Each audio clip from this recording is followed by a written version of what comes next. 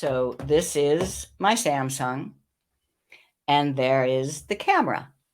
All that I see here is this thing called single take, which is weird, and photo and video, then more.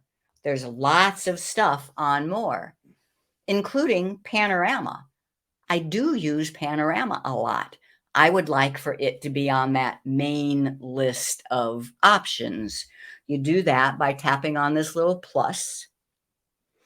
Now I can long press on Panorama and just drag it down and save. So now when I just go to my camera on the phone, there's Panorama right there. I don't have to go to more.